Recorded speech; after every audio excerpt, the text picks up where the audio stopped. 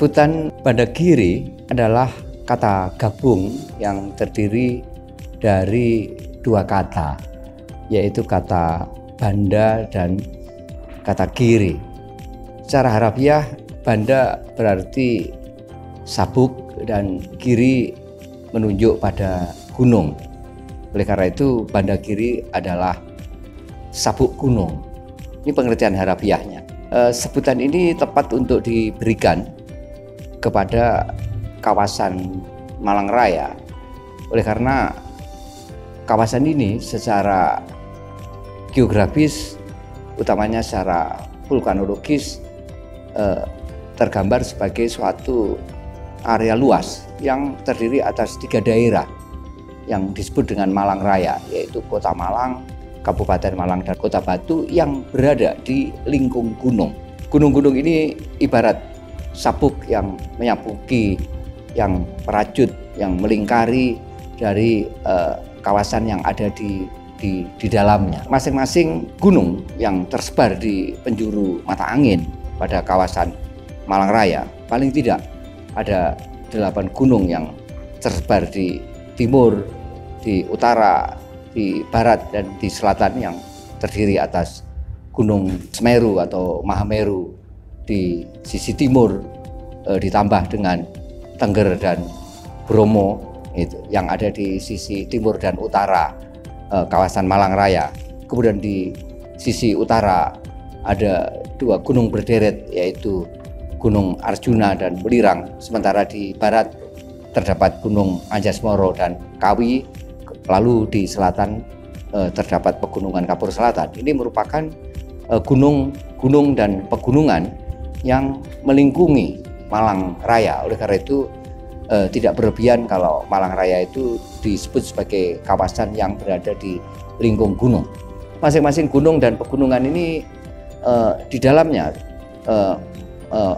memiliki paling tidak 3 sumber daya. Ada sumber daya alam, ada sumber daya sosial, dan ada sumber daya kultural yang semestinya sumber-sumber daya ini didaya gunakan sehingga memberikan kegunaan untuk beragam kepentingan. Inilah yang yang menjadi ide dasar mengapa Bandagiri yang ada di kawasan Malang Raya ini perlu dikelola dengan melakukan paling tidak 3 hal, yaitu yang pertama melakukan eksplorasi ekososio-kultural yang ada di 8 gunung yang ada di Malang Raya, kemudian mengkonservasi karena kita tidak hanya memanfaatkan tapi juga perlu melestarikan, dan yang terakhir barulah memfungsionalisasikan, memanfaatkan, mendayagunakan untuk beragam keperluan. Saya kira inilah yang menjadi ide dasar mengapa kekayaan ekokultural dari Malang Raya yang tergambar dalam sebutan Bandagiri itu mesti dilakukan sebagai sebuah strategi, sebagai sebuah program yang diharapkan memberikan kemanfaatan bagi masyarakat di 3 daerah yang ada di Malang Raya, Kota Malang, Kabupaten Malang, dan Kota Batu, serta masyarakat di luar Malang Raya yang berelasi dengan Malang Raya. Istilah Bandagiri ini adalah istilah yang sengaja kami meminjam dari bahasa Sanskerta, istilah kuno, istilah arkais yang agar memberikan gambaran bahwa Bandagiri ini bukan hadir tiba-tiba, bukan baru saja ada, tapi ini sebenarnya merupakan sebuah realitas yang sudah ada semenjak masa lampau, ya, semenjak masa prasejarah bahkan, karena kehidupan manusia prasejarah terutama pada gua-gua prasejarah itu ada di area selatan dari Malang Raya. Demikian juga gunung-gunung yang ada di sekitarnya, baik di sub area bagian barat, sub area bagian utara, sub area bagian timur. Ini merupakan gunung-gunung purba. Ada yang masih menjadi gunung api aktif, ada yang gunung api istirahat, atau ada yang gunung api yang mati, yang dalam perjalanan panjangnya memberikan berkah pada Malang Raya, tapi juga di sisi lain juga bisa menimbulkan bencana. Oleh karena itu berkah dan bencana dari gunung-gunung dan pegunungan yang ada di Malang Raya itu mesti dikelola dengan baik. Kalau kita tidak mengelolanya dengan baik, maka kita mendapatkan bencananya. Tapi kalau kita mengelola dengan baik, kita akan mendapatkan berkahnya. Bahkan boleh dibilang bahwa kesejahteraan, maju dan berkembangnya Malang Raya yang semula hanya sebuah daerah yaitu Kabupaten Malang, lalu mekar menjadi 3 yaitu kota, ditambah dengan munculnya Kota Malang dan Kota Batu, itu merupakan berkah dari giri-giri yang ada di sekitarnya. Karena pada giri-giri inilah pada perjalanan panjangnya ini menjadi kawasan perkebunan, dan Malang Raya menjadi daerah besar itu juga merupakan berkah dari perkebunan yang arealnya berada pada gunung-gunung yang ada di lingkungan sekitarnya. Inilah yang diharapkan ke depan itu menjadi platform ya, jadi menjadi senario bersama dari 3 daerah yang ada di Malang Raya itu untuk maju bersama dengan memanfaatkan lingkungan yang ada di sekitarnya. Lingkungan itu antara lain adalah gunung-gunung yang melingkungi areal ini. Awal-awalnya memang Mas Ken ini bersama Divpala itu mempunyai kesadaran bahwa Sam iki kayaknya ono yang perlu dibangun lah di antara kita, itu ono perlu kolaborasi atau apapun bahasanya, bahwa kekayaan budaya, keluhuran budaya yang dhuwur gunung ini perlu didukno gitu loh. Maksudnya bahasanya didukno itu diturunkan, bagaimana kemudian keluhuran yang di gunung, nilai-nilai yang masih ada di situs-situs itu bisa membumi untuk Malang Raya ngono loh, dan bisa menginspirasi banyak pemerintahan lah, OPD dan sebagainya, Bapeda untuk merancang, terus kemudian kepala daerah untuk menggerakkan manusia dalam pembangunan daerah. Itu yang pertama. Terus yang kedua juga dari kegelisahan teman-teman jelajah jejak Malang, penjaga situs, itu banyak situs-situs yang hilang, patungnya diambil dan sebagainya itu. Terus kemudian diskusi dengan Pak Dwi Cahyono lah, sebenarnya nama Bandagiri sendiri dicetuskan ketika diskusi sama Pak Dwi Cahyono. Terus ini juga sebenarnya konsepnya Pak Yogi Sugito waktu itu dengan Lembah Tumpang itu, bagaimana menggabungkan pariwisata di Bromo, Tengger, Semeru. Terus kemudian dari konsepnya Mas Vicky juga dari bagaimana mempromosikan kawasan zona ekonomi khusus atau special economic zone Singosari.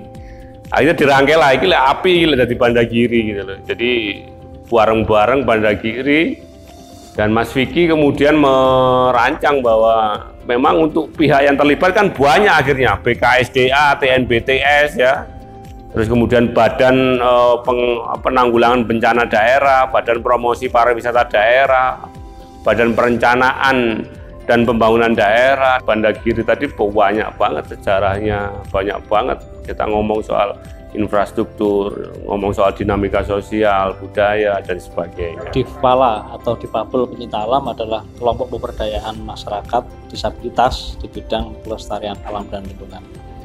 Jadi kami mengadakan kegiatan alam ini sejak tahun 2020, tepatnya bulan Juni ketika di masa-masa pandemi. Jadi awalnya adalah kami melihat masyarakat yang merasa ketakutan dengan adanya pandemi, namun kami justru timbul kesadaran bahwa meningkatkan adaptasi dengan situasi, dengan pandemi, dan juga meningkatkan imunitas itu jauh lebih penting daripada kita takut gitu. Kemudian kami mengajak teman-teman di Babel untuk mendaki gunung, perbukitan, air terjun dan sebagainya. Yang itu kemudian menjadi sebuah kegiatan yang konsisten hingga hari ini. Nah, selama pendakian kami melihat berbagai macam hal yang terjadi di masyarakat luas, khususnya teman-teman disabilitas, di mana mereka yang ada di pelosok desa ini mengalami hambatan aksesibilitas terhadap segala bentuk hak mereka, misalnya pendidikan, seni, budaya, kemudian kesehatan dan sebagainya. Sehingga ini menimbulkan kesadaran baru bahwa kami bukan hanya mendaki gunung, tapi juga harus memberikan perawatan kepada lingkungan atau berkontribusi. Salah satunya adalah kami mengembangkan Posyandu Disabilitas. Itu sebuah layanan kesehatan berbasis kebutuhan ragam disabilitas, di mana kami kerjasama dengan rumah sakit, puskesmas, dan pemerintah desa secara kelurahan untuk mendatangkan dokter-dokter untuk memberikan terapi kepada teman-teman disabilitas. Nah, namun di sini ada hambatan-hambatan yang kami alami, yaitu di mana hal-hal baik yang kami lakukan itu penting mendapatkan dukungan regulasi ataupun anggaran, dan ini belum ada hingga saat ini. Karena apa? Karena ini adalah sebuah inovasi atau inisiatif masyarakat yang belum diatur oleh regulasi. Misalnya adanya kegiatan terapi untuk difabel di tingkat desa. Sementara ini adalah kebutuhan yang sangat mendesak, tapi di sisi lain adanya terapis ini diatur oleh perundangan itu ada di Vaskes tingkat 2. Nah, sehingga ini membutuhkan sinergitas lintas sektor untuk mengatasi persoalan ini. Nah, kemudian kami bertemu dengan para pegiat sosial, kemudian sejarawan, budayawan dan sebagainya di Malang Raya ini. Kemudian apa yang kami sampaikan ini ditangkap sebagai sebuah potensi yang kemudian dikembangkan berdasarkan disiplin ilmu masing-masing, sehingga muncullah Bandagiri. Jadi artinya sebenarnya adanya hal ini dari kami memberikan masukan atau curhatan yang ditangkap oleh beberapa kawan di Malang Raya ini. Itu kaitan antara Divpala dengan kegiatan Bandagiri yang sekarang sedang disuarakan oleh kawan-kawan di Malang. Harapan konkretnya bahwa ini sebagai sebuah gerakan inklusif yang masif, ya. Jadi selama ini gerakan inklusivitas, gerakan inklusi disabilitas ini lebih banyak disuarakan oleh kawan-kawan difabel itu sendiri, yang mana selama ini kami berusaha merangkul 5 sektor, ada pemerintah, ada akademisi, kemudian ada kelompok masyarakat, ada pelaku usaha dan juga media massa. Nah, ini kami tangkap sebagai peluang yang baik di mana kawan-kawan sejarawan, budayawan, aktivis sosial, bahkan OPD dari lintas dinas di Malang Raya ataupun Jawa Timur ini terjun langsung untuk memberikan dukungan secara penuh, yang mana ini kami tangkap sebagai sebuah potensi untuk sebuah gerakan inklusi secara masif, yang mana bukan hanya lagi menjadi kegiatan kami tapi menjadi kegiatan seluruh pihak yang ada di sini. Kita sosialisasi bahwa ini ada inisiatif dari Divpala, gitu ya. Kita namakan ini inisiatif Divpala, meskipun rangkaiannya nanti dari Bandagiri begitu. Yang kedua adalah memancing partisipasi. Jadi terbukti tadi banyak dinas yang mohon kami dilibatkan, mohon pemuda dilibatkan, mohon masyarakat sekitar dilibatkan dan sebagainya. Ternyata kan betul bahwa mereka itu ketika diberi ide atau visi seperti ini, apalagi ini membantu mereka, mereka juga pasti mau kan begitu. Nah, tinggal sekarang dari yang kedua ini bagaimana merangkai semua partisipasi, mengorkestrasi semua inisiatif ini menjadi satu gerakan bersama. Memang secara pemicu awal, tadi disampaikan Pak Dwi, film itu pemicu awal untuk membangun kesadaran. Setelah itu masyarakat akan bergerak bersama. Nah, tugasnya Pak Rekraf dan Linsos ini bagaimana kemudian menangkap, menginventarisasi inisiatif dan partisipasi itu menjadi sebuah gerakan besar, gelombang perubahan besar gitu. Kita bisa memanajemen, tata kelolai sumber daya manusianya yang di Bandagiri dan sebagainya. Adanya kegiatan-kegiatan seperti ini yang membrainstorm daripada pikiran-pikiran pelaku dan pengambil keputusan. Kebijakan boleh bagus, tapi implementasi di bawahnya bisa tidak. Karena kadang-kadang tataran kebijakan itu kan tidak masuk ke masalah teknis. Siapa ini yang harus berkolaborasi? Kalau kita bicara Bandagiri, saya setuju dengan konsep Mas Wahyu ini ketika datang kepada saya. Inilah yang kemudian kita namakan manajemen orkestrasi, mengorkestrasi. Jadi kita tidak mengadakan sesuatu yang ada sebenarnya. Kita sebenarnya ini ada menyambungkan, mengorkestrasi, membuat harmonisasi begitu, di mana itu diarahkan untuk mengakselerasi pembangunan yang ada di daerah Malang Raya gitu loh, mensinkronkan pembangunan yang ada di Malang Raya. Maka dengan adanya inisiatif Bandagiri ini sebenarnya kita itu mengharmoniskan gitu loh, kita mengorkestrasi menjadi sebuah pembangunan yang sayak koproyo ya kan, kemudian ulubis kuntul barisnya masyarakat itu antara masyarakat, pemangku kepentingan, organisasi kemasyarakatan, tokoh-tokohnya, mulai dari tokoh pemuda, tokoh-tokoh sepuhnya, tokoh budaya, semuanya dalam sebuah orkestrasi yang luar biasa.